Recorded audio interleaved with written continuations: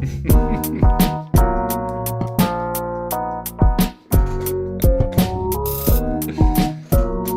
yeah.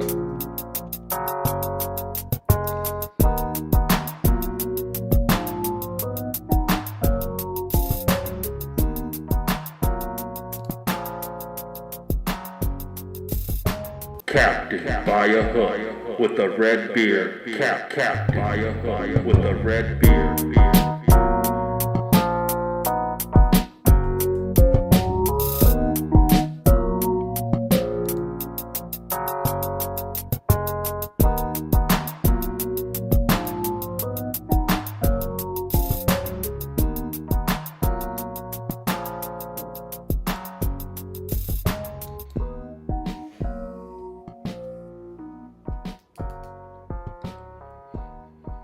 Yes, sir. Friday. Most people's favorite day of the week. Go to work and do nothing. Get off early and enjoy the weekend. Tonight, a few good games going on playoff wise, both in hockey and basketball. Game 2 of Miami Heat and Boston Celtics happening tonight. Also, Vegas Knights taking on the Dallas Stars in game 1 of that series. However, last night, the Florida Panthers, in dramatic, upsetting fashion, win both game 1 and 2 last night. What? There was only one game?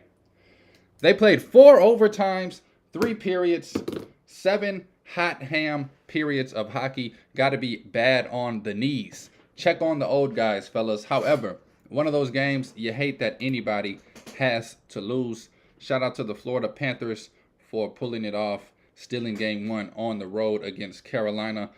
Panthers have been the hottest team in the playoffs, and it showed last night. What a thriller. If the whole series is like this, we better buckle down because we are in for a ride. Again, you wish nobody could lose that game and it could be a draw, but in the playoffs, baby, somebody's got to win. This is Captain by a Hook with the red beard, Rowan Donaghy, a.k.a. Rowan Dobbs, going live on a fantastic Friday, May 19th, which means my man JCP is here. I will get to him in about 3 seconds. Today, we're going to wrap up the first quarter Major League Baseball, whatever the heck I've been doing. We're going to talk futures today at this point in the season. Also going to talk about my man JCP's Miami Heat. What's the deal?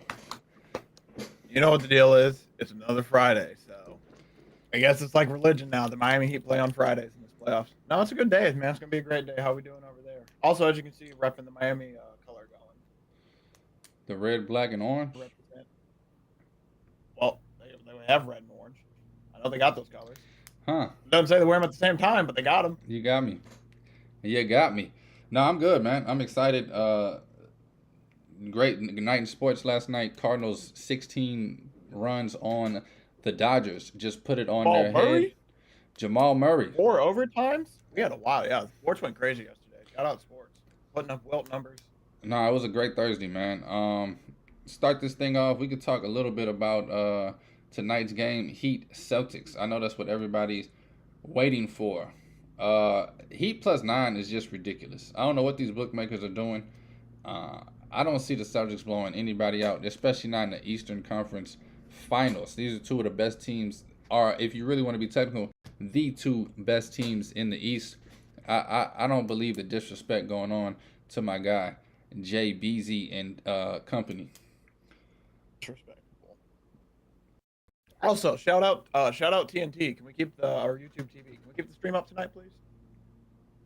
I'm just playing. We had a little, I don't know, there's a little technical issue with YouTube and TV and TNT the other day where we missed the last 3 minutes of the finals. Bad, but hey, we're all good. Yeah, I'm with you though. I was looking up numbers real quick. I want to look up the Celtics numbers for like their how much they've beaten teams by and everything. We're not going to count the Sixers because that was, if you know, there's certain games where the Sixers you can't count. But we're looking at like 12, 1, and losses. They beat them by like 11. I mean, like 130. There's no loss where they lose by 8. They win by 8. Win by 8. So I mean, you're just sitting there. It's like, and I don't think these teams are at the same level as Miami Heat, honestly. And it's just like not saying that because I think the Sixers might have had potentially maybe a little more talent, but the coaching wise, they are far in between, not even close. So I just one of those things, yeah, like the Heat could lose by 13 tonight, and I could look like a dummy, but I will still stand. I will stand on this hill till the day I die. Don't you're gonna give me a playoff team this deep in the playoffs, almost at double digits? Like that's almost like an immortal sin. Like that's almost like a sport wide betting code. Like, hey, you got to take it no matter what. Nine's too much. Nine's way too much. I'll be on the money line as well, but nine's way too much. Way too much. No, you said it perfect, But that's the man. last game. What are you doing? You said it way too perfect, man. It's one of those bets where it's like, dude, it's just the right bet. I don't care if it wins or loses. I'm still feel like I made the right bet. Cause man, 9? yeah, it's crazy. It should be 6 at the most, I think. Maybe 7. Maybe 7. If they want to get, because they have. I've seen some 8s. They beat teams by 8. Maybe 7. But yeah, 9 is just like. I mean, I just don't know what they saw last game that they expect the Celtics to come back and do this game. It's like the same thing with the people. I'll admit, I fell for it a little bit too. It's like the same people what they said with the Lakers. Like, oh, the way the Lakers played that last game to close it out, like they should be the favorites tonight. The way they played, and it's like, why? Nuggets won. It's one of those things like the Heat won. Why are they 9-point dogs? Like it should be one of those things where it's like you think. I don't know. Like I said, you said it too. You said it. Yeah, it's one of those things where the numbers just like sticks out too much. It's like a sore thumb. You gotta deal with it. You gotta take it. Yeah, one of the worst narratives I've ever heard in sports and sports betting is a team will be up by 25, 30. The other team makes a little run, only loses by 10 to 15. It's like, oh, did you see that run in the fourth quarter? Yeah, after the team already knew they won, put their starters on the bench, untied the shoes, didn't give a hot ham about nothing, and the other team still playing their ass off trying to come back. Yeah, that's what happened like in the Lakers sports. case. I was gonna say in the Lakers case for this though, like yes, that was pretty impressive. They were down 15. Most teams in this year have crumbled, just dropped to 30 and lost by that, and they kept up fighting and everything. But that's because of the guy who they have on the team. That's all King James and everything. And then yeah, like you said, next game. I mean, hey, they kept it close again. They were able to keep it close at the end, the game at the end. But I think the script basically played out very similar to the last game, except the Lakers led most of the time. Then they got that fourth quarter script, and basically I think like the same thing happened. Nuggets go up like by 10 or so. Lakers cut it by a little bit, and then they lose by 5. They cover, but they lose. And hey, now this is the real test up for them to see how they do this next game. I know we aren't talking about them, but yeah, I mean, before the series started, I said on this show, I think Nuggets get game 1 and 2 at home. I think Lakers get game 3 and 4 at home, and it turns into a 3-game series down the stretch. And I do think, even though King James looks 85, I do think King James steals game 5 or 7 in Denver and somehow wins this series. Even though. Did you watch that game last night, by the way? The Nuggets game? You said you didn't, right? No, I didn't. I didn't see sorry to cut you off. He had some moments. He had some old moments yesterday where it's like, man, bro. Like, love my boy, by the way. I will always be a fan of King James and everything. But there was 3 moments. One of the moments is in the fourth quarter. There was a ball he got stripped on that usually never gets poked free. It's like, that ain't good. There's a second one. He does that Kobe reverse windmill dunk he goes for, and he just loads the ball to bound. It's like, ooh, old man. And then the third one, it's 1-0. It was 101, 106 game. He's going to drive, gets pickpocketed by, I think, Bruce Brown. It's like, oh my God. Like that. Those are 3 plays that made me realize, like, man, that dude is 38-year-old. But don't sleep on him. Dude almost had back-to-back triple doubles. Like, he's still out there doing good. But yeah, I just wanted to cut you off and share that. I watched those 3 plays, and it was to me like, ooh, man. Nah, yeah, that was gonna be my. It's like Tom Brady last year. Yeah, that's gonna be my next question, man. Is how old he looks? Because I've been thinking the kid looked old since last season. I mean, it's you can tell he's picking his spots and everything. Like for me, sorry to interrupt again, but the 3-point shooting yesterday, it was one of those things where it's like young LBJ, like he's gonna like splash a few of them. Like you can just tell like he's a little older. Maybe the legs don't have enough lift. He was short on all those. Like every 3 was short, and then it like there was like a few that were long, but a lot of them were short. And it's just like, man, maybe he doesn't got it. And, the narrative they've been saying, like he's saving himself, like on like some possessions, he might not go as hard on the possession. He goes hard. It's one of those things like you definitely could tell that it's not the same LeBron James that it was like 2015, 2018, even 2012, all that. But I mean, he's still effective. Everything, the driving, you can tell he still has it on the drives and everything. The drives you don't see the old age. I think it's some of the other aspects, like defensively, you don't see it some signs, but there's moments he has in the game where it's just like, man, you do look. You ain't 26 anymore. It's sad to see, man. It's like, man, he's really getting a little old. Nah, he's the first athlete that hasn't listened to Father Time. He got this fucking dream of playing with his son, and it's a cool dream. It's dope. Hey, he has that through his mind the way he's playing. Like that boy isn't. Had someone put up, by the way, put up some of the best numbers of his career this year. By the way, even though I said all that, still put up some of the best numbers of his career right here. So that's all you got to say about it. Yeah, Kind of. I can't hit He does on look it too older much. though. The main point. Definitely. He I forgot what I was about to say. But yeah, I don't know. I think they get 3 and 4, and we see what happens 5, 6, and 7. I don't know, man. I think LeBron should have took game 1 off after they went down 30, because that boy is old as heck. And I don't know what's the. I am curious. You know the schedule on? I can look it up real quick. It's every other night. I know up until game 5, it's every other night. So we have a game every day. I think up until Monday or Tuesday is when I looked. I don't know if they have anything games past that. But we have a game every night basically. So every other night there's going to be a game. Yeah. At least till game 5. You telling me Anthony Davis and LeBron James, after playing every other night, last series every other night, they gonna break down, bro. They both old and fragile. The worst part too is they've played well enough in these games to be close to have to play bigger minutes at the end and everything. So it's one of those things too. You're just watching. Like I'm just sitting there, like as a guy who I'm in a tight spot. I dropped the pen. I'm a huge LeBron James fan. I love my Joker tickets I have as well. It's just like, man, it's a tough spot for me watching this. It's like I would love to see LeBron do well, but yeah, I'm with you. I hope they don't look tired too much. But I mean, AD kind of looked bad that last game. I'm still. That's what he does. We ain't gonna talk about that. We ain't gonna talk about that. He made me so mad with the missed free throws and everything. But yeah, I just wonder because like you've seen Anthony Davis took some tough falls and they both been healthy. Knock on wood, they both been healthy. So it's one of those things with you with the time and everything. It's like, man, are they gonna give out? Or are they gonna be able to keep this going? That's one thing. It's not gonna get any easier because if they like whoever they play from the other side, they're younger teams too. So it's not getting any easier for them. That's the one thing about Anthony Davis, man. He'll have a great game, have a horrible game, have a great game, have a horrible game. You can literally bet on it if you wanted to. He's going to come out game 3 and go bananas, come out game 4 and put up hot cheese on a bun. I don't know, man. I think the Lakers' most overrated team still playing. I could argue about the Celtics on the same thing, but the Celtics have shown me a little something. Who did the Lakers even play? Oh, yeah, they played the Warriors. I don't know, man. It's been a crazy Lakers NBA playoffs. Lakers are 5.5-point favorites at home, by the way. Yeah. I think they tear them up game 3, but I don't know, man. I really have no idea. It's one of those things where I would not be shocked if this goes 7. I would be not shocked if the Nuggets sweep. Like, LeBron's old, man, and he and AD are 80s day-to-day Davis. As some people like. Fragile. One of those things like. It's Italian. As our foreigners say, he is muy fragile. So I hope they keep holding it up because, like I said, I don't want to root against them. It's just like something just feels like it's the Nuggets here. I don't know about you, how you feel about it, but just something.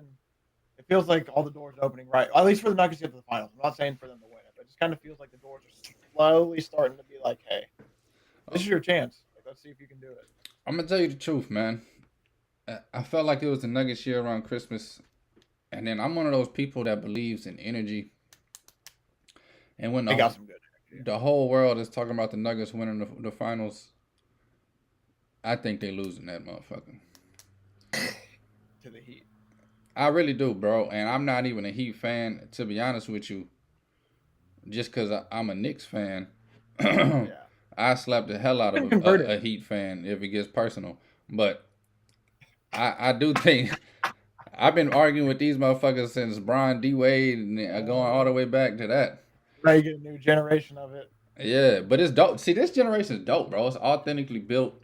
You got Jimmy Butler, who he is a superstar, but he's not your quote unquote best player in the league. You got Bam Adebayo. He's not top 5 during the regular season, but you talk about him in the playoffs, they're different. Yeah, I mean, you got Bam. He's surrounded by no names. He's surrounded by shooters. I mean, Caleb Martin, the kid went to Nevada, bro. Caleb Martin, baby. You got kids like that. They made a joke. Do you think the Hornets thought they had the wrong brother when they kept the other brother and gave him to the Heat? Like, do you think they thought they had the wrong brother? That is funny. Like, I forget what his brother's name is. Was it like? I don't remember. I just remember them twins played for like 18 years at Nevada. I remember that too. They were some dogs, though. I tell you what. But yeah, that boy, you said it best. Like, this is one of those teams where it's like they are built like perfectly for like to not have the superstar because it's like nobody's selfish. We got Kyle Lowry coming off the bench, actually being useful. Like I was on this dude's ass all season, like, bro, young thick down here is just not doing anything. Boy just got thick thighs, not saving any lives, just not doing anything. And now he's like coming in, banging three after three after three, coming in, like being a pest, doing all this. And you got like Max Strus coming up. We don't have Kyle, we don't have Hero or Oladipo. Like, it's one of those things where like I know I'm a Heat fan, so it sounds like I'm being stupid. It's one of those things after they beat the Bucks and showed how good they can be. It's like, oh, I don't know who stops this team. Like the coaching, they're on another level coaching wise. I think this is the weakest playoffs when it comes to coaching wise in forever, especially in the East. I think yeah, you got what Dan Snyder. Sorry, that's Quinn Snyder. Dan Snyder's the old Commanders owner, but Quinn Snyder, he's a good coach. I knew both names, but I was like, I Yeah, can't put my finger on that one. I know both of those names. I was just talking about Dan Snyder on my show, I think yesterday. That's why he's on the dome. But no, like Quinn Snyder, man, he's so, but he's first year with Trae Young, and I said the issue on that team. Doc Rivers. So this is not my quote, but this is a quote I heard. I heard that he's only coaching it in the Hall of Fame. That's why I care so much about the regular season. That's not me. That's allegedly what I heard. So you're dealing with that. And now they're dealing with Joe Mazzulla, who's just. I mean, he let a team score 45 points in the third quarter and call one timeout. To me, as a fan of the team, like, hey, I'm sitting there, like, I thought I saw him do the thing, like, hey, pull it up and I'm like, no, he's actually going to do it. Nope, just let him play, and the Heat scored 45. So it's one of those things, like, it just feels like the Heat and Nuggets. It feels like it's just like just feels like it's meant to be after the way these playoffs have set up because all the big dogs are basically down. We're down to the teams now who are known for choking. I hate to say it. Lakers not so really, but the East, Celtics are known for choking. For the Lakers, Yeah, Celtics head coach, man, is an embarrassment, dog. I don't know how he got the job. I'm not hating on him personally, but I watched him. Do you actually want to know how he got the job? I just learned this the other day. Apparently, so you know how Ime Udoka, that whole situation, he's gone.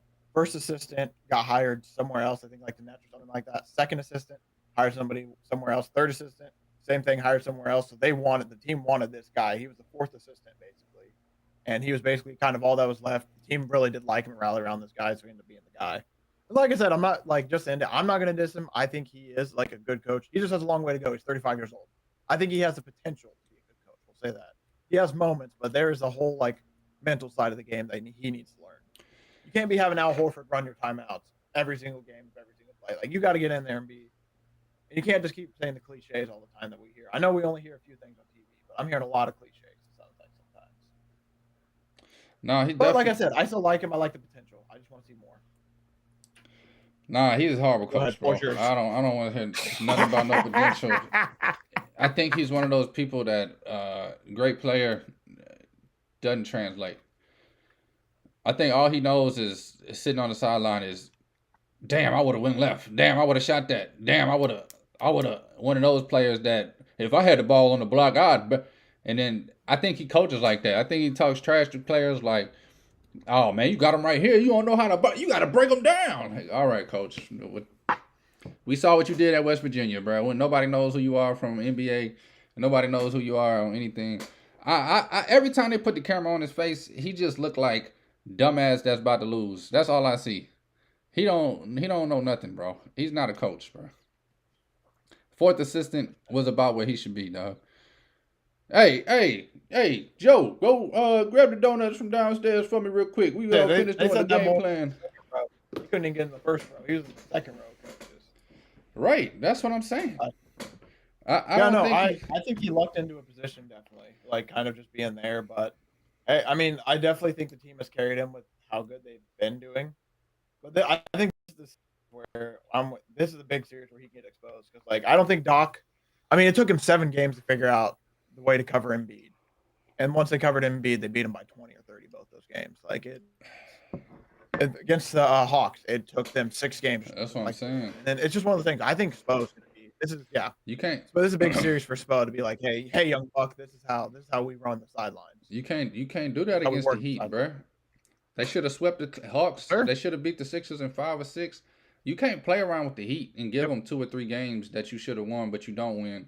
Sorry to use the word, but they already fucked up giving them game 1. Because now, like, literally, if the Heat win one more game, I mean, they're going to take 2 or 3 out at home. Like they can't. The Celtics can't keep banking on. Oh, we got Game 6 and Game 7. Jason Tatum and Jaylen Brown. Like that's you can't like make a living off because all it takes is one game. Like all it takes is Jason Tatum to continue to go 1 for 15, go 1 for 16, miss those 2 threes, and the Heat are playing the Sixers. Like it's Man, you can't just bank on it. that's my biggest. I don't Isn't know that the crazy? word. That's what. That's we were what. two like one or two missed threes away from the Sixers being in this spot. Yeah, I don't know why the hell. I mean, I guess it's for entertainment purposes. Everybody saw Steph Curry and was like, I could shoot too. No, y'all cannot. Not at that level, bro. I'm tired of all these threes. Can't shoot that deep. That's why I don't watch the NBA, bro. I watch. Put your ass in, Timmy. I watch playoffs here and Timmy. there. I don't watch the regular season because these cats can't shoot, and that's all they do is shoot. I don't want to see 100 bricks a game just to see 30 swishes, bro. Like, let me see some basketball. Let me see some schemes. Let me see some cuts. Let me see some post up. Let me see some actual moves. Like, let's slow the game down, bro. Like, I remember watching games, and it was like 88-82 was the final, and it was a great game. Now we're seeing 130 to 110, and it's a horrible game to watch visibly. It's just more scoring and more entertainment is not always equal the same thing. The intensity. I think my biggest pet peeve, yeah, I'm with you because like I don't know how this. I want to ask you this because I just heard this the other day. There was a guy who's a little bit older. Like this is not my generation of basketball. Basically, I'm sure you kind of feel like the same way. How does it make you feel when you're watching? It's a 2-on-1 and a guy has a wide open layup and he just goes kicks it to the corner and they just brick a three because it's not the best 3-point shooter out there. It's like that definitely like makes you mad. Right? The guy had a clear open layup and he just goes. And then basketball, like, how does that make you feel fundamental like basketball is dead, and I feel like Coach Carter is screaming at Timo Cruz. I don't know if you watch Coach Carter. Oh yeah, that boy Timo changed the game. He was the Curry before Curry. Pulling up I can't from three on the break. Everybody's talking about this kid Scoot Henderson, and I will say this: pure talent, but he was never taught the game. I watched this kid on a 4-on-1 break. Just dribble the ball all the way down and dunk it. Like, bro, kick the ball up, bro. You could have saved 10 minutes on that damn drive, bro. You ain't got to get all the points. I watched him do that a few times, bro. It's like just the fundamental kick the ball up, get it back, ball in motion. The fastest way to travel from point A to point B, walking or flying. Kick the ball up, bro. Keep the ball in the air, dog. You ain't got to pound the air out of the ball, dribbling all the way up the court. And then, I don't know, man. I'm sick of the 1-on-1, 37 dribbles, pull-ups. I don't like the game today. I hate the fast break threes. I hate all of that. You're supposed to have 2 or 3 dribbles, make you move. If you ain't got the shot, kick it. I'm with you. I think some people just get too much in the dribble move sometimes. Just a little bit. Yeah. Like there's some instances, like don't get me wrong, like Jalen Brunson for the Knicks when he was doing it, he probably should have done it. I would, because you saw what happened when he gave it to the other guy and let the other guy start doing his dribble. But that's what I'm saying. Nobody should be doing that shit, bro. Let's play basketball, it should man. The fewest dribbles possible wins basketball games. I mean, I think we saw it with UConn this year in the college game, right? I think they had some of the best like ball movement I've seen. You keep the ball in motion, bro. If you keep the ball in motion, it's going from side to side. The defense can't ever get set. All of a sudden, you got a wide open layup because 2 players are late on rotations. But nah, bro. You think you so good, you could just go 1-on-3. You just, by the way, I just realized something. We just don't get it. Why would you kick the ball and do all that? Because then somebody will get a layup. If you just dribble it out, you can take a contested step back 3 because the time ran out.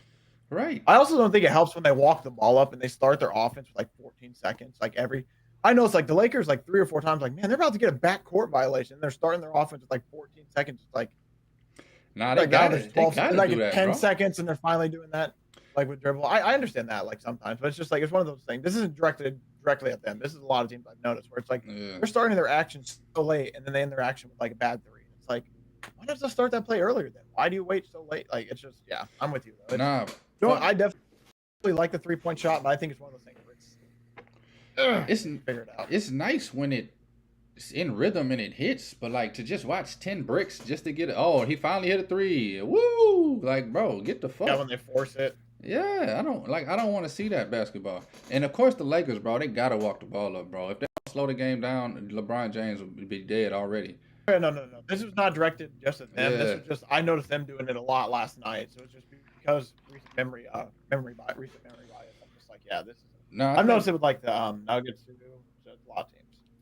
Yeah, I don't know, man. The NBA it's not my basketball, like you said, Weird. I don't understand it. Um, it I don't know. I feel like I can go out there and drop 30 a night right now, out of shape if I wanted to, bro. That's how easy the game looks. I mean, all I got to do is shoot 43s. Hell, I'm gonna hit 10 of them. Right? They give you enough shots. Shit.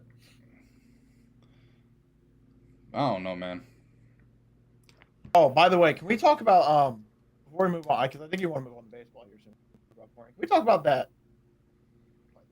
Oh man, that flagrant foul, man. This league is just so damn soft. All right, that's all I gotta say. We can move on if we want. I don't want to get actually into an actual. I was just the fact that was a flagrant foul on D'Angelo Russell. I mean, like as a guy who literally had no investment in the game, like money line wise, that I cared about too much. It's like, bro, what? He barely hit him because he fell hard. The flop back and forth fest between LeBron and Jokic, that really kind of bothered me. Where LeBron kind of like sold it a little bit, so then he hits Jokic, and like they call it, and it's so obvious. It's like, oh my god, bro. And then the who was it? The announcer said it perfectly. It was, I think, Stan Van Gundy and Reggie Miller, I think, or Mark Jackson, Stan Van Gundy, and oh my boy, I can't think of his name. Pretty sure it was Jeff. Yeah, it might be Jeff. I always mess up the Van Gundys. Whatever Van Gundy was, he's like, man, I would hate to be a ref in the NBA this league. And then literally after the flagrant foul, they were just like, oh, like somebody got hit in the head. He's like, oh, I'd toss him. That's a flagrant too, right away. And they like literally the whole game, the announcers were on it about how soft the league was after that flagrant foul, and then all the flops and everything. It's bad, pathetic. man. Like it's just these are grown men. I like the refs need to like. This is just something like I'm not. I don't want to go on too much of a tangent or rant, but like this is something like I think the refs. And this isn't just on the refs. I think the league needs to do a better job of cutting down the flopping. It's getting a bit like, bro, you're telling me this grown ass man, 230, 7 foot, getting hit that hard by a guy who's 6'3" and just happened to be going for the ball? Nah, yeah, it's a disgrace. I just want to bring that up because that really made me mad. That flagrant foul and the flopping, like. I get flopping in certain spots because there's certain spot where yes, if you get hard enough, you can tell a little bit. Like it's just they do it every single play. It's like, man, how do you not hurt? How's your back not hurt from just throwing the thing back? It's like you're trying to twerk or some shit. Like, bro. Now the two things I got on that, man, is we was taught to finish through contact. They taught to find contact and don't give a fuck about finishing. As soon as you feel contact, dive into the front row. Also, it just that's another thing that makes me mad. You finish through so much contact easily in this game, how soft people are. But yeah, all it takes, bro. If a dog would come into the NBA, bro, he would literally drop 50 and 20 and be the greatest player ever. But ain't no dogs left, like, bro. Airbud? No, I'm talking about in shape Joel Embiid. I'm talking about LeBron James in his youth. That ain't happening. Yeah, they ain't no dogs. Jimmy Butler, literally, bro, I hate to even say it. He's the last competitive player I've seen with my own 2 eyes in the NBA. I think he's the best when it comes to, like you said, searching for contact. Because he's like, the biggest thing with him is like the up fakes and everything, like drawing in and doing that. I think he's like one of the few left that's actually like you said, trying to draw contact and like trying to finish through it. But yet again, who does that come from? The Heat culture. So it's like, man, it's Jimmy, bro. No, I'm just saying, like, from the culture, of course, it's a place where he's like, that's driven by him. I think Jimmy was. Him going to the Heat, like I know this side note, I think that was one of the best things that could have like happened for his career and everything. That's a place that fits him perfectly. Yeah, we need more teams like that. We need more. You said it perfectly. We need more dogs in the NBA. Truly, like we truly need more. Like they can be friends and everything, but man, go out there and hit somebody, bro. Like bang some bodies without some fouls, man. But that's not fun, I guess. Networks and everything. It's not fun. It's not fun basketball. Yeah, Paul George said it best, man. He was talking about guarding Melo, and he was like, this was before he was really searching for flops and fouls. He would literally just body you up, finish through the contact, just have you hurting on defense trying to guard him. And yeah, it's just, I don't know, it's sad, bro. I literally look at NBA players as the softest, most crybabyest. Like, I would slap anybody in the NBA, bro, and just walk away. Not even run. Just slap their ass and sit down and eat a meal. Maybe 10 people that come at you. Maybe 10. Maybe 10. I can see 3, but I don't know about 10. PJ Tucker. Nah. Well, yeah, maybe him. I don't Jimmy know. Butler. There's 2. Nah, I was thinking, yeah, I don't know. I know what you mean. Like, I'm with you. It's one of those things where it's just like, man, it's just as much as I do love the league and watching the playoffs and everything, it's just like the softness of it is just getting to a little point where it's like, man, like it's happening in all across sports. Like they're taking out the hardness and the roughness of the game and to try to make it more fun to watch because there's more offense and all that. It's just And it's made it less fun to watch. yeah, but Every sport it's is begging for people to watch. They're losing viewership. They're searching for ways to get viewers. Like, bro, you didn't have to search for ways to get viewers 10 years ago. We was watching. I mean, the thing is, you watch the NFL. The NFL just keeps going up and up and up and up and up, and everyone's like, okay, let's try to copy them. Let's try to change rules. Let's try to do this. Like, no, you just got to be human. What's crazy is people don't realize, and I think you were about to say this too, is like sports are always going to sell. Like you just keep it. If you can find a way to not mess it up, basically, like sports are always going to sell and always be the top of the chain. Like they just did the prices for NFL tickets, like $500, like base prices for some games. That's crazy. That's insane money. NBA, you see how much their tickets are going for the playoffs. Like they ain't broke by any means, and it's just they're trying to change the game too much for their own good. And it's just like they're trying to get too cute with it. They're just getting way too cute with it. And it's like, bro, you don't need to change all this. Like there's something like I'll say this, like I know this is a little off topic, but this brings in your point perfectly. Like in the NFL, in college football, if you wave a fair catch because of the kickoff rules and everything, like because you can still make the wedge, you can still run for 5 yards. If you fair catch, you get the ball to 25. They're talking about doing that in the NFL. Do you realize how much that's going to ruin the game if they do it? You do that, give a guy like Patrick Mahomes, boom, boom, 2 plays, they're already in field goal range. Like it's stupid, man. Like the sports need to quit, like trying to do all this stuff, trying to get cute and everything. It's like, hey, bring it back to the NBA. Just let the boys play. Hold the whistle. Let the boys play. That's all we ask. But nope, we got a get hand check. Oh, you breathed on him too hard. Oh, hey. It's like, bro, let him play. Stupid, bro. Sorry to go on that little rant, but that's something that's been bothering me for a while. You gaslit me a little bit. I had to get going. I haven't. It makes me so mad. I haven't been intrigued by NFL season in almost a decade, and I haven't watched the NBA regular season in almost a decade. So I don't know how the NFL viewership is going up. It's the worst product. It gets worse every year. The product they put out. I watch every. The money just keeps going up. Crazy. Yeah, inflation though, bro. We about to, bro. The whole civilization that we know is about to break. It's starting to feel like that, isn't it? Soon, we're gonna be living on levels. Like I won't be able to do a show with you anymore because you're gonna be on the rich people level up there, and I'm gonna be all with the poors down here at level 13. Nah, we Feel all like that. It's gonna be more like every building in the city is abandoned in every city, and everybody is stuck in their house, broke as hell, eating canned corn that they've been saving up for the last 10 seasons. And granny on the street for some celery. Ain't gonna be no streets, bro. You go outside, you dead. I mean, you might be right though. I mean, the way it was going. I mean, hey, we were talking about that content creation world when it comes to gambling. We don't need to get on that in the show, but if that's a sign for anything to come, boy. Nah, everything, man. I don't want to get political, but man, I know. I know. I could dive. I'm with you. Trust me, I'm with you. I could dive deep into some bullshit. But moving on to baseball, man. First quarter of the season is wrapped up. I want to just talk some future markets today with you, see how you're feeling on anything. Starting off, looking at the World Series numbers, you got the Braves as the favorite right now to win the World Series at plus 525. Behind them is Dodgers plus 650, Astros plus 700, Rays plus 700. And then this is the shocker to me. Padres are fifth at plus 1100, right before the Yankees, Blue Jays, and Mets. Ooh, mine's a little different. I got Braves number 1 at 500, Dodgers 2 at 500. The Braves and Dodgers equal right now. Braves at plus 653, Astros plus 754. Blue Jays 1105, Padres 1206, Yankees 1207. And then it's a huge drop off. Who the hell puts 1207? 1, 2, 3, 4, 5, 6. Yeah, because Yankees and Padres are tied for 6th technically. So. Oh, you saying 1200, 7th place? Like, I'm thinking the 7th odds. place, yeah. My bad. Like 1, so like the first place team 1, Braves at 500. I got you. Yeah. 2, yeah, okay. I was like, bro, plus 754, bro. Who the fuck is making these odds? They want to get them pennies on that shit.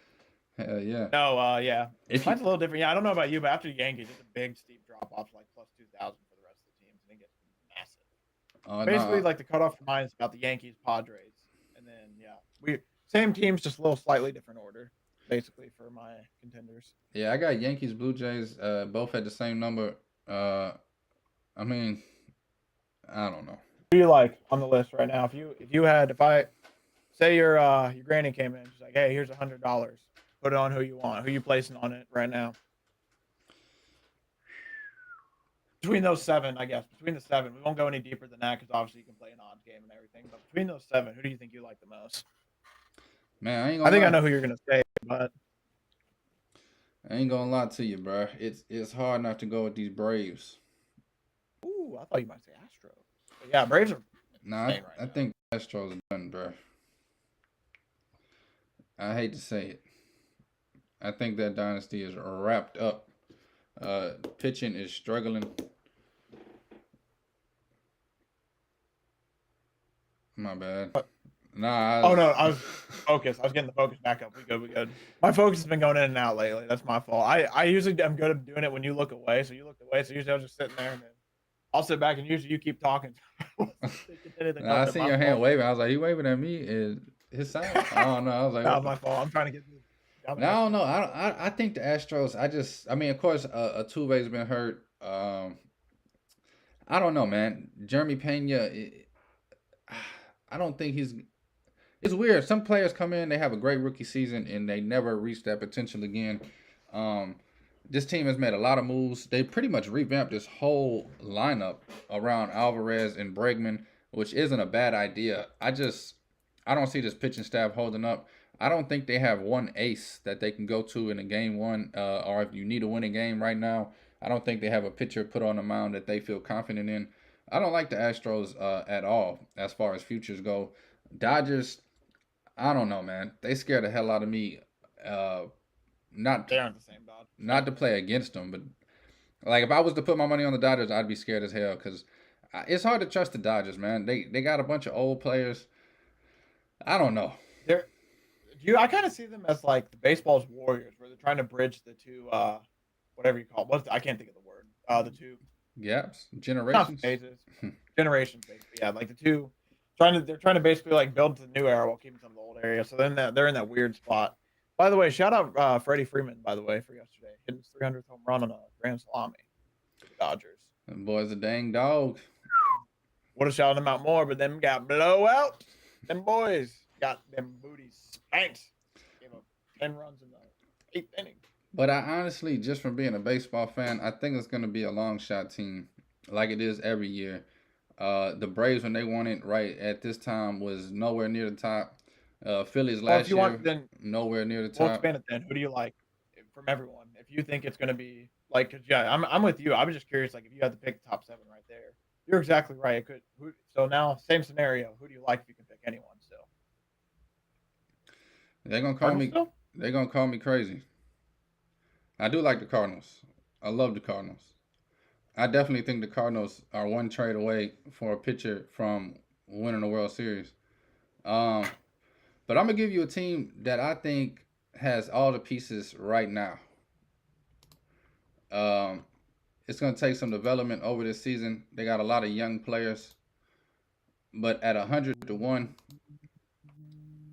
give me the Arizona Diamondbacks. I got them at plus 7,000 on my book. Yeah, they plus 10,000 for me. Hey, okay. Your book does not believe in them like mine does. That's not a bad one though. I know you're definitely just man because of your Burn City Sports podcast. No, bro, stop smoking crack. Let me tell you something, dog. You mean that speedball? Picture this, bro. A series, a young electric lineup that's producing at a high rate. Game 1, Zach Gallen. Game 2, Merrill Kelly.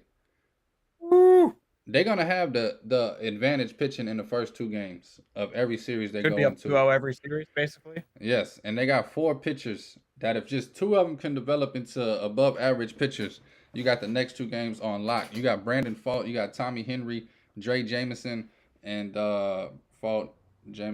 Ryan Nelson. If just 2 of them pitchers could turn into MLB pitchers, which all 4 of them are young. This is their first season at the major league level. They all struggling right now, but they all got some stuff. If they could just Early on, baby. if they could figure it out by October, which is not far fetched at all, that they make the little adjustments they need to make, they figure out mentally how to get big league hitters out. I mean, this lineup 1 through 9 is electric. You got Christian Walker making an MVP candidate. Nobody knows who Christian Walker is, but Golden Glover last year hitting 268, slugging 536, 31 RBIs, 11 home runs. I think he's the best hitting first baseman in the National League. And then, of course, you got Corbin Carroll, Jake McCarthy, Ketel Marte, Evan Longoria, the best catching prospect in the league, and Gabriel Moreno. And then, what's your boy name? Oh, Aaron Judge. Big Trash. Guess my boy's name. Yeah. Now, Hey, he heard you call him out for not being a center fielder yesterday. That's why he hit that bomb. He's like, "Hey, put me on your lineup."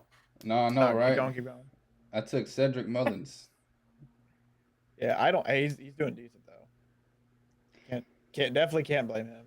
Yeah, no, they got a squad though. Are you talking about Evan Longoria? Yeah, I mean, By the way. I like him. I really lost my train of thought, honestly. But no, I mean, I'm not saying it's guaranteed. I will say it's guaranteed that they win the wild card series, go to the second round, and once they get to the second round, I really think they got a chance of winning it. It's really gonna be that conference series, championship series, that's gonna maybe be a test for them, because then they're gonna run into a team like the Braves or the Dodgers or whoever's left in the National League. But man, this team is scary. I don't know if they could put up runs consistently through the whole season. Like I said, we're still early in the season, but as of right now, they got the third best record in the National League. Something crazy for you too. They are on my book. They are plus 172 to make the playoffs, just under the Cardinals. So I mean, I don't know how You you don't bet if that. you like what you're preaching, I mean, I'm probably gonna be hopping on that like an hour or two from now. I mean, you got to look at the Once we get done National with the League. show. Like, who's going to take their wild card spot? I don't think much. The Cubs. No, I'm right now looking at the here we go. I'm trying to pull up the wild card. For the National League, I mean, yeah, it's right now Pirates for the people who want to know in order. It's Pirate in order, so it's the Diamondbacks in first, leading, no games behind. So then it's Pirates, Marlins, Mets, Phillies, Giants, Padres, Cubs, Reds, Rockies, Cardinals, Nationals. Down the line, I would say maybe the Padres if they could ever figure it out, but they're spots now, so it's kind of like it's one of those things they shouldn't fall out. Honestly, you're exactly right. They shouldn't fall out. They should be able to hang around the whole time. But yeah, I don't know. The NL's weird this year. Like the teams you thought were good are not that good right now. The teams you thought might be bad are kind of good. Are they? Yeah, I mean, I like that. yeah, I definitely. Weird. It's guaranteed. Arizona's making a fucking wild card team this year, bro. They are 2 times. All right, so hey, plus 172. We're putting it down. I'm gonna write it. I'm gonna place this bet. Damn near right now. I wish my book. No, I think I'm with you. Wait, what? I wish my book had shit like that. Yeah, so like when you said futures, like I'm just reading through mine. So we got like World Series league winner, league winners, league winners. There we go. Division winners to make the playoff, player awards, and player specials. Like we got a lot. And right now for player specials, they have like only the home run leaders, which is kind of funny. It's like Alonso at 250, Judge at 330, and then Muncy at 1,000, and it just drops off a cliff. They have weird stuff too. Like they have like player parlay bonus. Like it's Acuna to win the NL MVP and Strider to win the Cy Young at plus 650. Weird stuff like that. Like this book is just trying to take your money and stuff. But yeah, I'm definitely with you. I like the way the D-backs been playing this year. I just learned. I think they just lost their division lead. Like what? I think just within the last week or so. So they led for the division for about 30, 40 games to start the season. That's pretty impressive. Yeah, they led it for about the Don't first forget, people. 28 games. Dodgers got hot, man. I thought the Dodgers was falling off, but they ended up going on like a nice little. I don't know the exact number, but I think they won like 12 out of 15. The Dodgers did, and still only got a 2.5 game lead over the Diamondbacks right now. I mean, the Dodgers are. That's what's crazy. Yeah, the Dodgers just finally came back to earth to who they've been the past few years of just being amazing. And yeah, 2 point, only 2 game lead. It's pretty impressive what the Diamondbacks are doing. Yeah, if they could just, God damn, my bad. I don't even know, bro. What you got going on over there, man? What's going on? I tried to slide in, hit my knee on the pole, screen started shaking. Green started doing the Harlem Shake. Oh, hey, I think our thing froze. Yeah, it's been freezing. I don't know what the fuck. I think it's like we go. Let me make sure. Oh, okay, we're good. Okay, so I've just been noticing it's been freezing the whole time. I've just been kind of watching along, but the audio's good.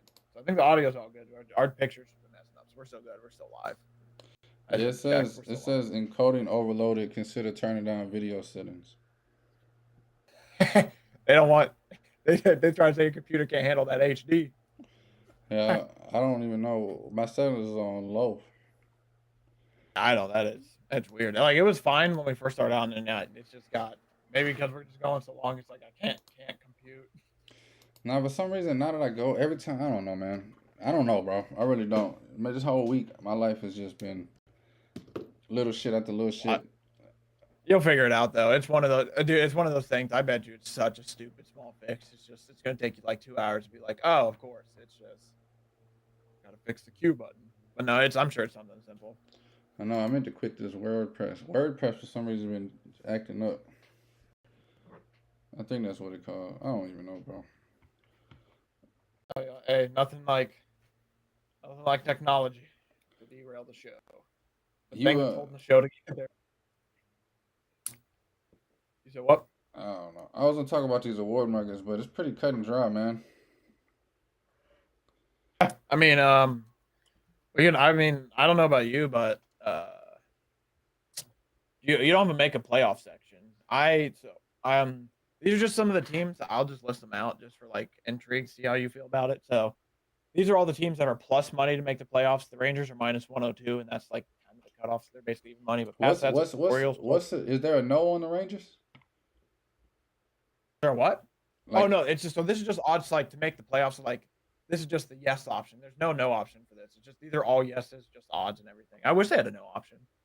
I'm sure other books do, but yeah. This book, all they have is like the yes option. So yes to make the playoffs are minus 102. Orioles plus 144. Cardinals we talked about. D-backs we talked about. Mariners plus 196. Angels plus 196. Red Sox plus 220. That's not too bad. And then it's like you start to get into this is when you start getting into the tidal waves with murky waters. You got like Cubs at plus 310. Pirates at plus 420. White Sox are plus 12. Then yeah, we'll cut off there. We don't need to go any lower than that. Yeah, basically it's like we got plus 420 Pirates, Cubs are like 310, Marlins 300, but man, Guardians plus 260, Red Sox 220. Any of those scream out to you? It's like, wow, I can't believe those odds are that high. Like the Pirates at 420, one of those ones that kind of gets me tempted a little bit. I could see it. I could also see them losing the next 40 games. 30 games in a row. Yeah, can't trust the Pirates. Yeah, especially now with O'Neal Cruz out. That pitching staff, outside of Mitch Keller, pretty average. You know when O'Neal Cruz is coming back? I know it's like what do we have a timetable? Do you know or no? From my understanding, it'd be a miracle if he came back at all this season. Really? I thought he was only going to be out like 4 months. I know the season's only like 5 or 6, but I thought it might be one of those things where like, hey, he can probably be back at least by like end of July, maybe August. But man, I didn't realize. Like, I think he could come back this season if it was worth it. But I think they're going to be. I guess that's another good point too. Is like, is it going to be worth it? How effective are they going to be? Yeah, I don't. At the end of the day, if he comes back and there's 5 weeks left in the season and there are 14, 15 games out of the playoffs, I don't see them playing him. He might get a little run in minor leagues just to get warmed up, but yeah, I could see the Pirates just shutting him down and just telling him to come back in spring training and let's have a damn blast. But I could be wrong, man. These days, like we saw Bryce Harper just come back after Tommy John 2 weeks later. He could be back in July just balling. Like, you know what I mean?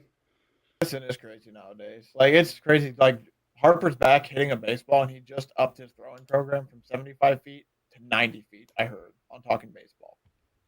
That's insane. Like, bro can't even throw. Bro can't even throw to a base yet, and he's out there playing baseball. That's just insane. I have a question for you on the rookies of the year. Do you have any? Am I an idiot if I place a bet on Volpe at plus 950? Like they got Yoshida at plus 135 for the AL, Outman at the NL at plus 180. Is there any sleepers you like for rookie of the year? There is a few.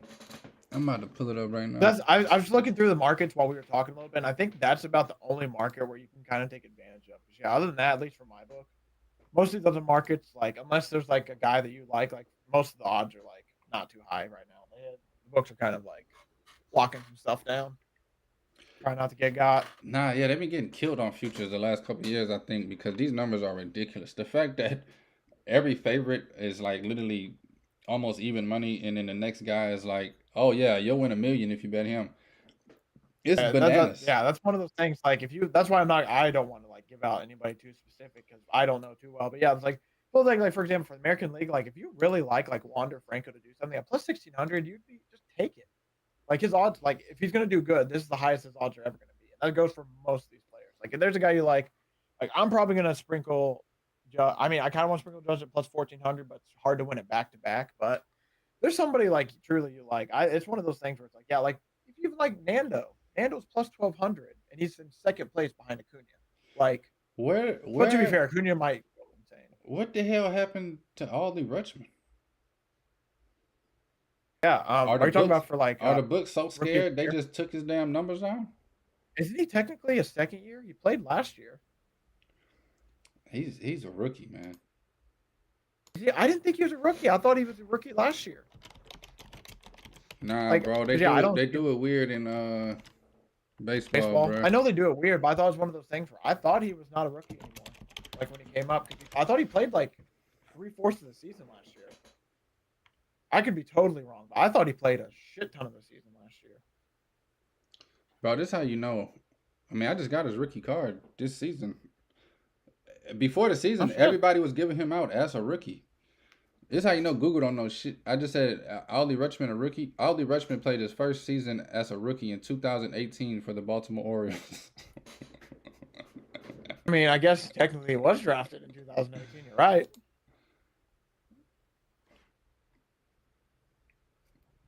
I'm looking up his stats real quick.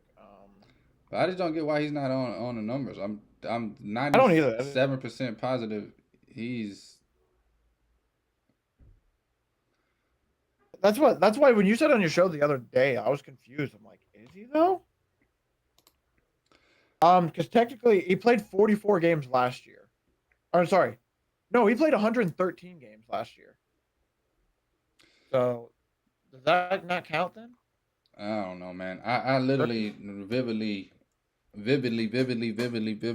remember him hitting his first home run of the season and Twitter blowing up saying, "That's my rookie of the year."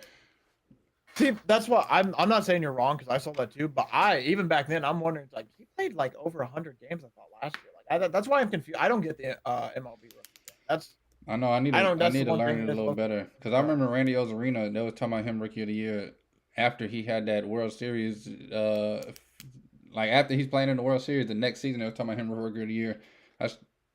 He only played like maybe a select handful of games. Like I don't know. Baseball just needs to like. I don't know. I think there's like a cut. I think there's like a deadline. I think like if you get called up at this point, you're not considered rookie. I don't know. I don't. It's too confusing. They need to make it easier. I will give you a long shot for rookie of the year in the American League though, and it's a long shot for a reason. It's Volpe, right? No. Hater. I haven't watched enough to even give you a real opinion on him. That's not biased. So far, he's doing decent, but he has a way to go. Literally, I didn't even know who he was till he got hit by a pitch last night, and I saw Volpe when I looked at who it was that got hit, and I was like, "Oh, this the kid." But yeah, he's doing decent. He has a few home runs, has a few errors on the other end, so it's like he's learning. Give me Yenier Cano plus 1700. Oh, I know that guy. That'll probably be my long shot. If I had to take 17? 1700. Yeah. I got mine at 2000 on my book. So if you go in your book, there's a chance he's anywhere from like 17 to 20. That's some good odds. I will give you a guaranteed plus money rookie of the year in the National League. Corbin Carroll. You said he's only plus 220 for me. Yeah, plus money. Oh, I thought you said like I'm gonna give you like I thought you said like plus like 4 like I thought you meant like 4 odds plus money. Nah, my bad. It's guaranteed, No, bro. I think I misheard you. Oh yeah, that's not a bad one though. Why Corbin Carroll though? Who does he play for? I actually don't know. If I told you, you'd think it's biased, bro. Diamondbacks. The fastest That's man why in baseball. What? Like I've heard the name before. I just couldn't remember who he played for exactly. This kid's the real deal, bro. James Outman's the real deal too. I mean, just to throw that out there. I remember you talking about him like I think a day or two ago. Yeah, yesterday James Outman's hitting 264, slugging 549, 27 RBIs on 9 homers, OPS of 903. I ended up taking James Outman yesterday over Brandon Nimmo, Cody Bellinger, and Brandon Marsh for the center fielders. And That's what you took him over for. I couldn't remember what it was for. Brent Rooker. I remember that. That boy Rooker. I was like, Brent Rooker. Hey, bro, that boy is slugging, dog. Hey, he's playing good. Shout out him on MLB The Show. I saw his little April card that I was reading a little bit because like hey, it's an ace player. How do you get that? And it's like, oh, he's actually doing pretty good. Bro, And just if he had a team around him, imagine they actually gave other people money. He's a dog, bro. Already 11 homers on the season in his rookie season. Hey, that boy Rooker. He has a cool name too. Brent Rooker. Now I was trying Said to. he's a rookie. Yeah, I believe so. Let me find his odds. I mean, I was about to say I could be wrong. I might be wrong. I ain't gonna lie to you. I never heard of him until like 3 weeks ago. I haven't either, so I don't see Take him quick- listed. yeah, I don't think so either. I see Bo Naylor though. I know. How is he Doesn't a know rookie? Josh Naylor. Okay. I don't know who that is. Okay. That's what I was thinking of. We got Noel V. Marte, Mick Abel, Bobby Miller. Yeah, I'm just reading names at this point at the bottom of the NL Rookie of the Year. I think Bobby Miller plays for the Royals. I think I know that one. Thad Ward. Matthew Boyd, Tristan McKenzie. I know that guy. Isn't that guy like 6'7"? Where's Tristan McKenzie? I think he's on the Cy Young list. I was about to say that boy. I've been fading that boy for 4 years. That's the reason my bills get paid. Yeah, no, he's not a rookie. I just remember I think he's tall. He's either that or he's the 6'1", like 130 guy that literally looks like Flat Stanley. Oh no, I know exactly who it is, bro. I fade him every chance I get. I just can't remember how tall he is. I don't know. I just know he got blonde dreads and he just gives me money every time he steps on the mound. Him, Jose Urena, and damn, the pitcher for the Nationals that everybody fades. Not Patrick Corbin, not recently. Corbin's been eating us up. I know, I used bro. to fade Corbin too, and he's beat me the last 2 or 3. I'm like, man, they're making this guy look good. No, I mean that's what Finally worth happens, that bro. money. That's what happens, dog. I guess he was due to win 2 or 3. That's what happens, man. These pitchers come up and everybody. The thing about baseball is people don't know how to conceptualize prospect talent versus real talent. Like even a guy like Zach Gallen, up until last season, he was a fadeable pitcher. He was not that great. He figured out how to pitch to big league hitters. It's always an adjustment period, and it usually takes pitchers about, I say 2 to 3 years. I mean, even Eduardo Rodriguez, used to get dogged since 2020, and this season he's having an amazing year. Yeah. No, I'm with you. Like all it takes is like legit. It just takes like there's times where you can fade the pitchers, then there's like those. All it takes is that 1 or 2 or 3 seasons where they get it on, they either figure it out or they just become the fade god. It's like literally like Patrick Corbin, he had like I think like basically 1 good year, got the bag, and he hasn't been good since. Maybe had 2 good years, if that. The last future I'm gonna talk about right now, and this is crazy, but it's the same thing, bro. Give me the Diamondbacks plus 5,000 to win the National League. Ooh, let me. let me see for my odds. You said plus 5,000. I got 3,300. Got some good odds there, people. At people. Oh, yeah, that's not bad. You got me beat again, though. I'm kind of shocked. This book don't know what the hell they're talking about. Yeah, no, I think my book is definitely like starting to get a little tired of all the futures that's been hitting. White Sox plus 1,800 to win the division. Lock it in. I mean, if we're talking, I didn't know we were going to mortal locks. All right, White Sox World Series, 20,000. They Put ain't the bank winning the World Series. That's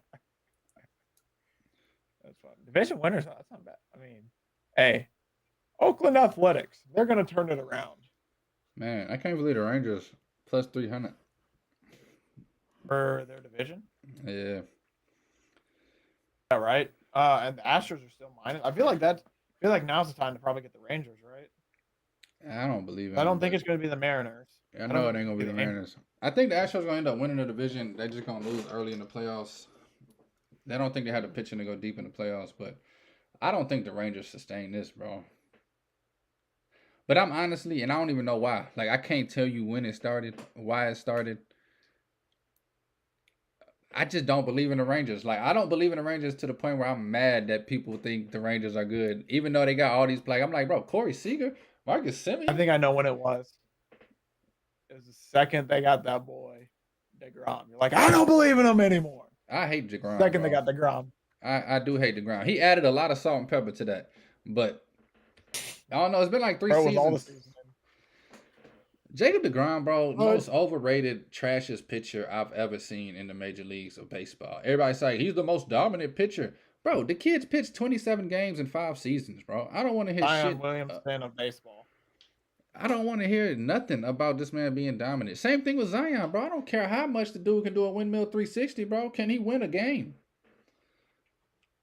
Can he actually put on game shorts?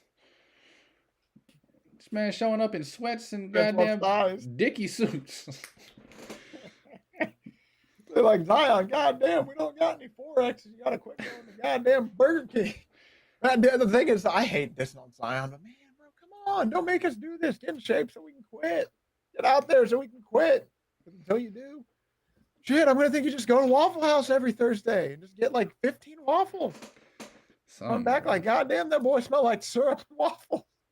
Like, but just walk in with 3 4-for-4s. Come on, Zion. So bro, it's so bad. Like, we'll be playing 2K. Like, I'll be playing 2K with my buddy occasionally, and we'll be messing around and be like, bro, you smell. Like, dude, I got him so bad one time. I'm like, bro, you smell that? He's like, what? I'm like, bro, do you not smell the goddamn Burger Kings and McDonald's coming off Zion on the bench over here? Smelling up the whole stadium. Dude, it sucks, man. Like, I hate to do that to players sometimes. But like, they set the.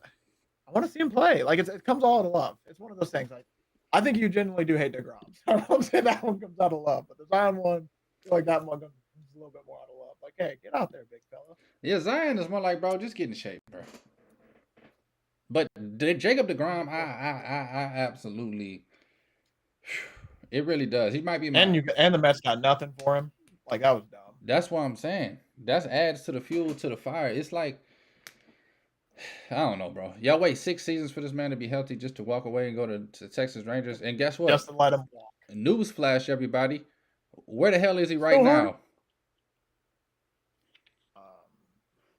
At home on the IL. The motherfucker hurt again. Might as well just pencil in the IL. He might as well have his own IL spot at this point. Bro, so the Rangers tweeted out a video of him in spring training, like just him walking, and it was like, he's ready for the season.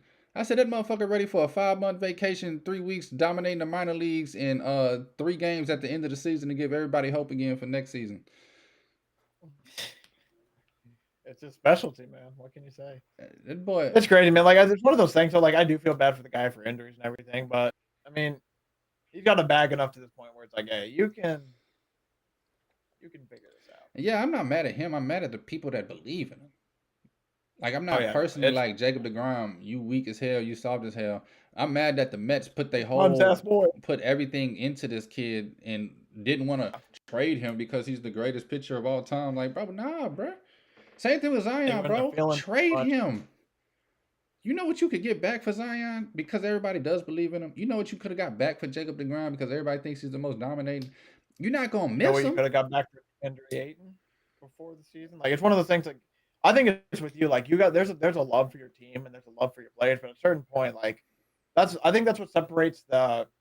That's what I think when there's levels to like GM stuff and all that. I think that's what separates this guy from this guy. It's like this guy's loving on his team a little too much. Like I want to do right by a player. I want to do right by a player. This guy's like, nah, you're gonna do right by me.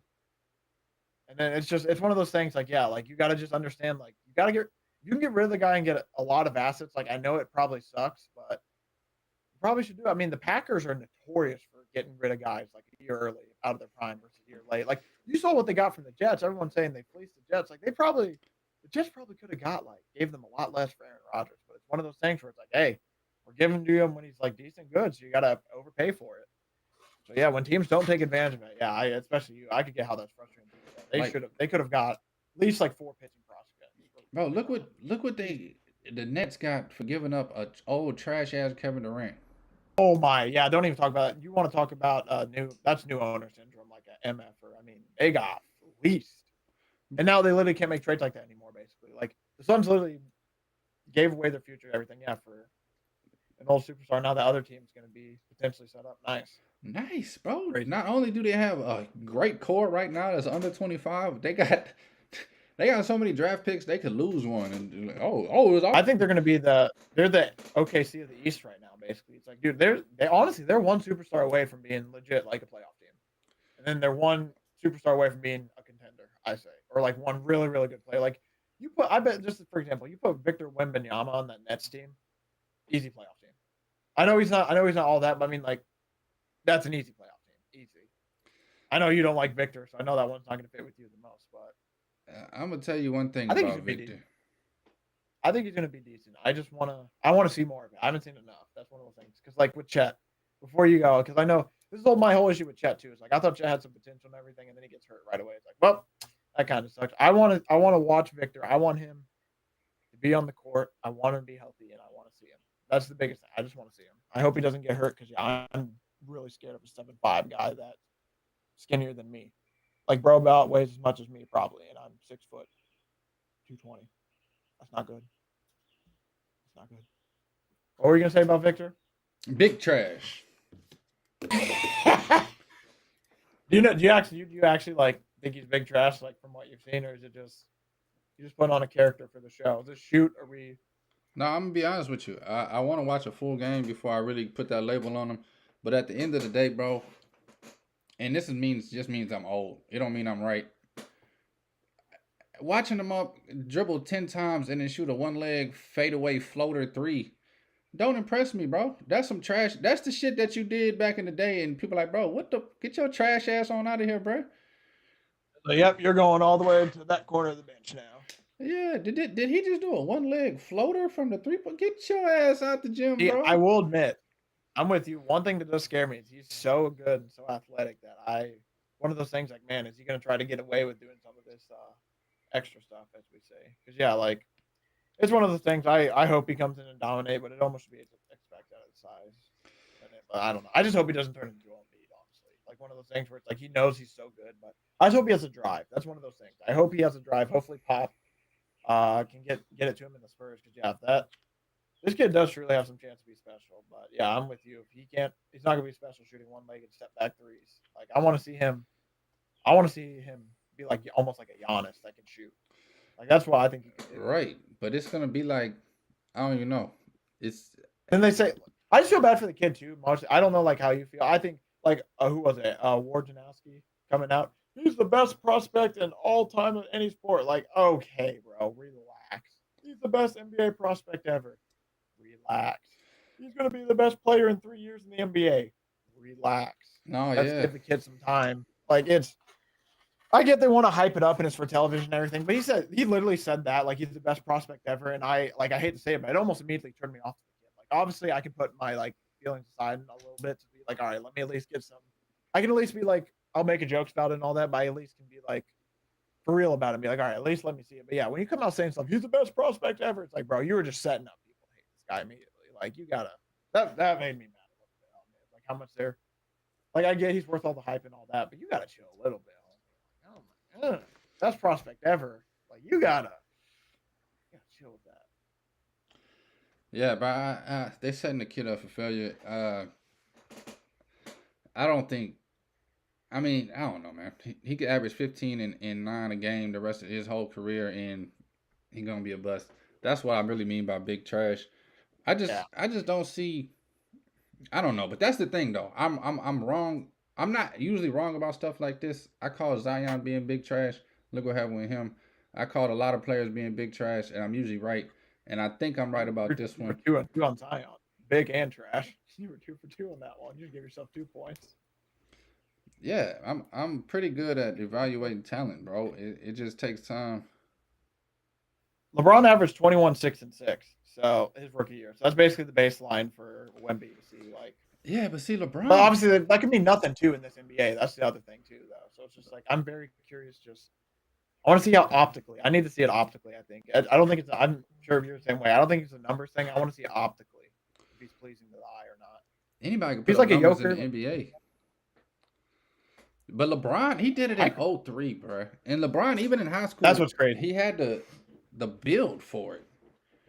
Chosen one. He couldn't shoot. He couldn't shoot.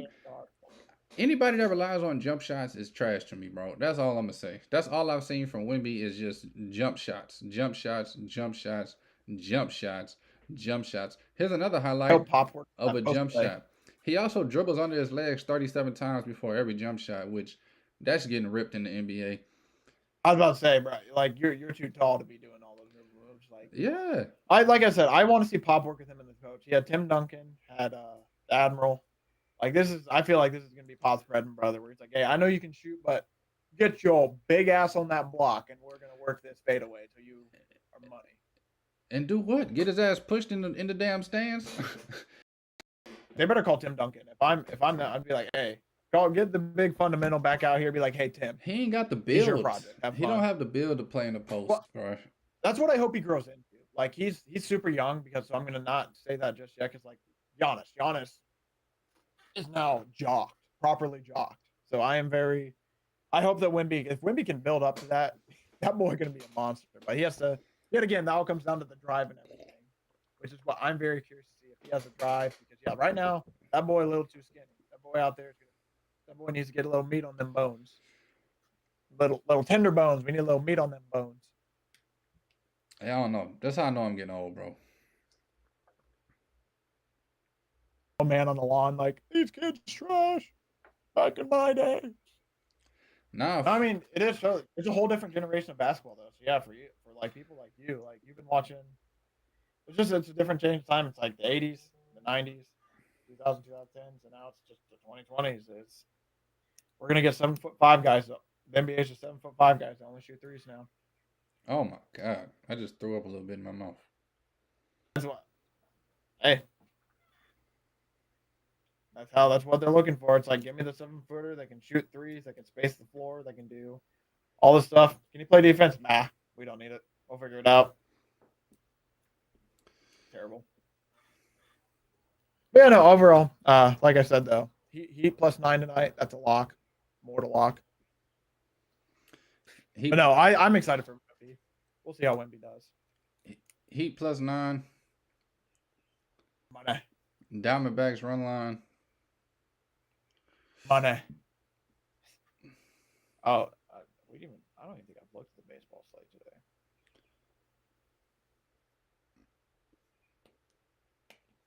Let's see. Yeah, Heat +9.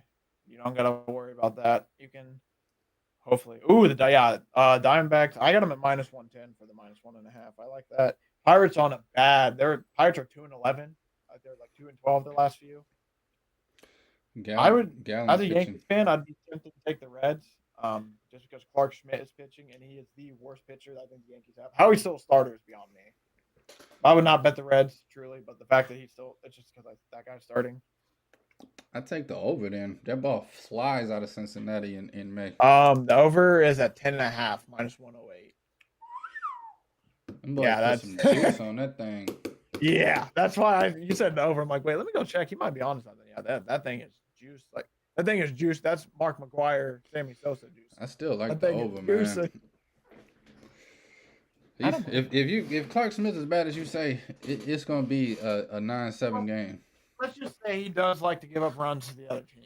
It's just some days it's more than others, but Give me the Cubs on the money line, man. I'll be Philly's coming off of a 3-game skid against the trash Giants. that was some hot trash. They couldn't beat them. I like Blue Jays. I was about to say I might sprinkle Orioles a little bit potentially. Yeah. Just because Gibson's on the mound, but it's one of those things where the Orioles, like the Blue Jays, probably should beat them. The Blue Jays, I'm just like the way they played against the Yankees. I'm just like I'm very unsure of how I feel about the Blue Jays right now. They did a lot of whining and crying that last series. So Yeah. it just makes me feel weird. Like I said, though, they probably should win.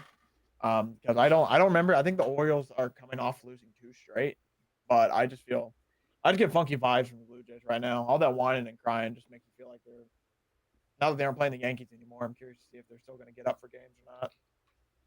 Now they don't got a guy that's looking cross-eyed at them, figuring out their pitches. Also, wonder if they're going to hide their pitches now. We'll see about that. That whole thing was crazy. It was. Did you hear what the pitcher came out and said? Like the Blue Jays pitcher? Wild. I don't know why he came out and said. He's like, yeah, apparently I was tipping when I pull the glove out, when I pull the ball out of my hand when I do this. Apparently I was showing all my pitches and like that's how I do it. And then also my steps were different. He gave out like 3 or 4 different answers of how they were tipping his pitches. Like, bro, you just gave out the scouting report yourself. Like, what are you doing? That's why I was confused. You taking your Mets today, by the way? Just roll by them. I'm not betting the Mets again until July, bro. They could go on a 30-game winning streak. How do you feel about the Braves at -1.5 at plus 138? That's my lock of the day against the Mariners. Ooh, we're gonna see that boy Franklin. Hey, he's still in. He told me on leave right now. He told me before the show, Astros run line, Braves run line, and then he went to the store. He ain't been back since. I won't lie, that boy Franklin. You might need to check in on him. That boy been living in your house and home, not showing up to work. That boy scared of this baseball season, man. It's hard to call anything in baseball a lock. No, you are right though. It's been a really weird, especially these. I don't know about you, but these past 3 weeks have been weird in baseball. I feel some of these games. Like I feel like the first few part of the season it wasn't as weird. It's kind of like, oh, okay, yeah. These last 3 weeks have been weird. It's baseball, baby. 162 games. I mean, you are right. The hardest. Ooh. Kopech on the mound for the against the Royals. -126 for the White Sox. You said Kopech's on the mound? Yeah. Give me the Royals by 1 million. Trash ass Kopech. Plus trash ass White Sox. Trash ass Giolito. Don't even get me started on this fucking team, bro. Trash ass Lance Lynn. They ain't got a pitcher that could pitch to a grandma right now, bro. I'm so sick of Kopech. He's been supposed to be the fucking future, the ace, the whatever the fuck since 2020, 2019. Yeah, I've been hearing this for like 3 years now. And bro, I'm so sick of him. He's getting there. I am so sick of hearing Kopech on the mound, bro. I am so sick of hearing he's the future. I might take Royals. Greinke's on the mound, too. Greinke hadn't won a away game in literally over a year and a half. And the way you're passionately talking about the White Sox, I can't bet on that team. I mean, I could be wrong. I'm just sick of it, dog. No, hey. We've been supposed to. We literally had the best prospects in the world 5 years ago, and look, we got what one playoff run out of it. Did you see that video of Tim Anderson saying to Abreu, "I hate it here"? He said, "I hate the pitch clock." Is that what it was? I assumed it wasn't the "I hate it here." I just saw that. I'm like, we'll see. Was it "I hate the pitch clock"? I'm pretty sure from the investigative journalism that I've done on my own. I trust your word over the marks of the internet. Yeah, they gonna try and make a story. Everyone's like, "Oh my God, see, look, he wants out. He's gonna ask for a trade." Like maybe, I mean, he might, but I don't think that's what he said. Nah, he said I fucking hate the pitch clock. That makes okay. Even if That you look, makes a even little if you look at his mouth, it's more than I hate it here. It's like 5 or 6 words he says. yeah, I'm sure the video I saw was probably edited a little bit too to make cut off a little bit because it was a quick one to make it look like he said something different. By the way, though, yeah, I think I'm with you. I like the Braves run line, Astros run line, D-backs run line. That's probably the only three I'm going to ride. And then a Heat +9, Heat money line, Jimmy 25, Jimmy 30, Jimmy 35. No, I'm doing Jimmy 25 and 30 for sure. But past that, yeah. Man, Hey, he scored 35 last game. no, you're right. That's just one of those things. Like 35 is a series for this night. He hit 35 exactly. I'm probably only betting 30 people. I'm probably gonna take Jimmy 30, Jimmy 25, and maybe like something else for fun. But the real bets: Astros -1.5, Braves -1.5, D-backs -1.5, Heat +9, Heat money line, Heat money line, Heat money line. 3 of them things on it. Like you're going back for third. So when it loses, you put even more in the next game.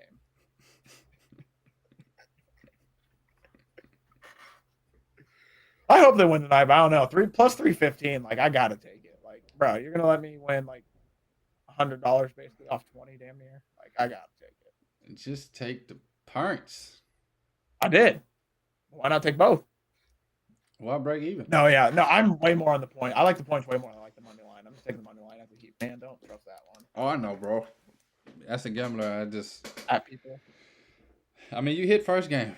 I would have told you the same thing game 1. Just take the points. I did not think I was in first game, so I feel a lot less confident this game because I think it's one of those things where it's like, yeah, I think they already got their win. They're probably gonna maybe we'll see though. I mean, they might smell the blood in the water. That's the only thing. That's the only reason I'm not scared. It's like, hey, it might be one of those things where Spoelstra's like, hey, we might be able to sweep these boys.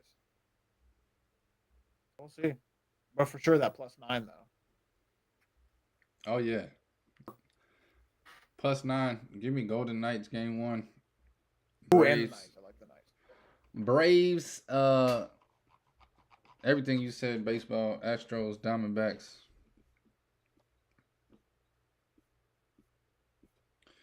You want to create a 5-leg parlay? No, I'm playing. Yeah. Jimmy. We'll do Jimmy 25. We'll do Tatum 20. Bam 15 or 20, whichever you like. I think I like 15 because he's going to be somewhat offense. We'll do Strus like 2 threes, and we'll do what's his name? Gabe Vincent 2 threes. Boom. Look at that. I'll tell you what the odds are on that right now. So what I say? We said Jimmy 25. It's funny because I was talking about baseball. You just yeah, Jimmy 25. Jimmy. Hey, when you said 5-leg, I'm like, he must be talking about NBA props. There ain't no way he's talking about no 5-leg baseball. I don't know, bro. We at the point in the show where nothing matters. Yeah, we're to the point in the show where we're putting together 5-leg parlays. So we went probably about 20, 25 minutes too long. By we, I mean me.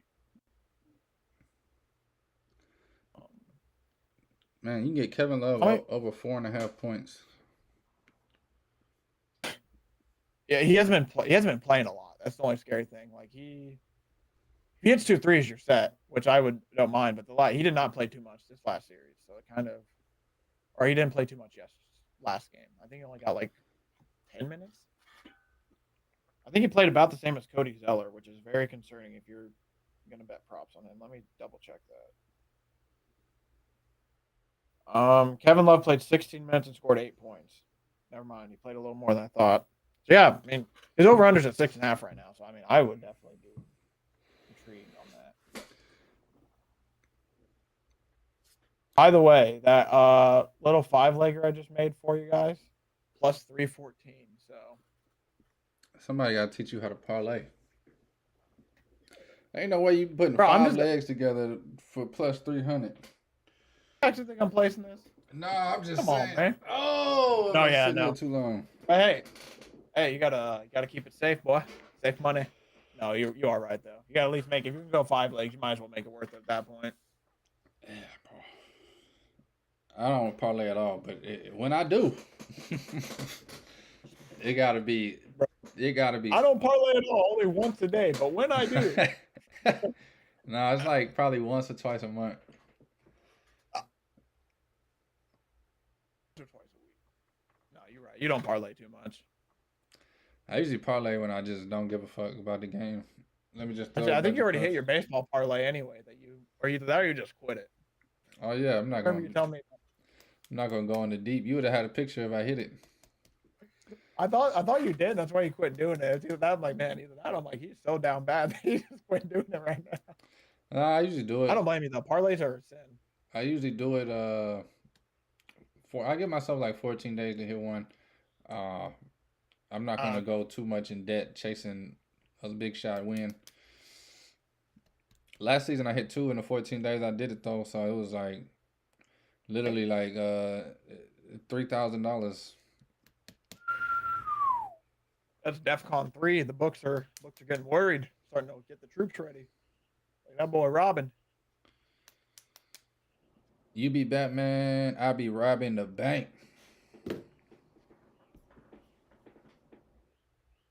Man, that boy G Herbo go hard, doesn't he? Never heard of I him. just saw the first rapper that came to my head. That's what Never heard of him. he's some young rapper that's like my age. Nah, I've heard of him. By my age means my age group. I've heard He's of that him. Chicago rapper. Them Chicago boys love him.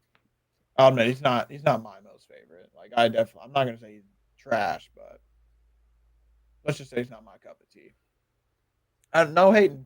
I'll listen to some, but there's some where it's like, nah. I'd play you a song, but I don't want to get you taken down again. Top three rappers, man, Me? all time. This is gonna be a terrible list. I'm gonna tell you right now because I didn't really discover music fully till then. But you can it isn't by no means no order anyway. Eminem's up there for sure.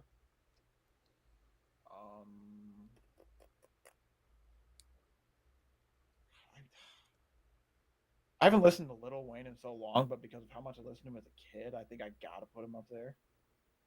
And then Lady Gaga. No, I'm just playing. Let me the third one. So yes, I definitely would say like Lil Wayne, Eminem, and then I'm not gonna say Drake because I don't even know if he's a rapper anymore. He's a certified lover boy, as he likes to call himself. Um, honestly, probably Nav because he's more of a modern. He's more of a newer day rapper, and I don't know if he's fully like rapper, but I fucks with my boy Nav. So yeah, I probably am. But I don't know if he's high enough to be top three because I feel like that's like I'm skipping so many people. But like personally for me, based on the amount of music I've listened to, my two old days are Eminem, Lil Wayne, and then my not kind of modern guy is Nav because I listen to hella Nav. Nah, you can't go wrong with your personal favorite, bro. That's why it's like, hey, like I said too, I'm not by no means my music like guru. I'm a sports guy, Nah, yeah, and I'm I not a just math pod guy, not a music guy. We a sports guy. Nah, I love music, and we started talking about rap. I was like, let me see. Man. No, I definitely love music too. It's just one of those things that like I am not by any means cultured, and I'm not gonna say I am because if I say I'm cultured, like true people like you get pissed off when you send the rap by like 50 Cent. I'm just sitting here like, 50 Cent was hard in his day though. hey, I got some 50 Cent in my throwback playlist. He's in there. He representing well. Many men. Many men. I gotta quit. Copyright. Can't be singing no more. I don't got anything else, by the way. I don't know about you, but I think I touched everything. I have my little list here. Nah, I just been letting it ride for nothing, bro. I'm gonna be honest with you. The boss texts me and everything already. I looked at the clock. It's like, man, it's already time. It's about that time. Huh? Been a long one today. I mean, we did start a little later too, though. So Nah, I'm about to set a record for the longest. longest, laggiest podcast of all time. Oh yeah, if anybody's listening to this for an hour and a half, I'm sorry. This thing has been all over the place. Hey, I tell you what though, we got great range, and people been listening. Props to you. People been watching and listening. Hey, I'll just say I've been watching along this whole time. If you've been able to watch along and not lose your mind, props to you because yeah, it's great. I won't lie to you. Your screen be lagging. I don't think it can handle all the heat we've been spitting. Nah, Yeah, I've been looking over. Like, the longer we got in the show, like, it was fine towards the beginning of the show. I think about once we hit like a 45, 50-minute mark, that thing is Yeah, I don't know what happened on this. just jumping around. Nah, Were you yeah. able to fix it the other day, or did you not get a chance to look at it yet? I ain't even. I was just hoping it fixed itself, bro. Bro, isn't technology the best, bro? Like, I literally, like, it took me 2 weeks. Remember that camera issue I had with you like 2 or 3 weeks ago? It literally took me, I think, like 3 weeks to finally get it figured out. And it was simply because I had to open them on 2 applications at once. I bet you it's something so simple as you got like 2 applications running that one system. And it's like, hey, you close one of them or something as stupid as that. Yeah, I don't know what the heck happened, bro. I just need to restart the computer probably because this thing ain't been restarted in months. Give it a little CPR, give a little kiss on the cheek, be like, hey, you got this. And just get her going. Yeah, hey, it's gonna be awesome though. The true people who stay and watch full hour long of these shows, those are gonna be the same people that we get all the love here in the future. Shout out to you people. You can put up with RBS right now. It's gonna only up from here. Yes, sir. I mean, we're an hour 30 deep breaking down rap music. By the way, we're on too long. Damn. Goddamn pen. I know. I was mad. I did that shit like a month ago, bro. I hate that. Bro, I know. I saw you do it. It's like, bro, I gotta stay away from doing that. And it's just like, I just looked down, looked over. It's like, damn it. Like, I won't lie to you. That I didn't get mad at all the money I lost yesterday betting. That kind of made me mad. That kind of made me mad a little bit. I don't lie. Nah, I've been mad for the month. Every time I pick this pin up, I go to like play with the thing, and I'm like, where the fuck is it? Literally, and it's like depressing. I don't even think I got 2 red pins either. Like, I think that's my only red pin. Like, I got 14 black pins. Didn't do it to a black pin. Man, bro,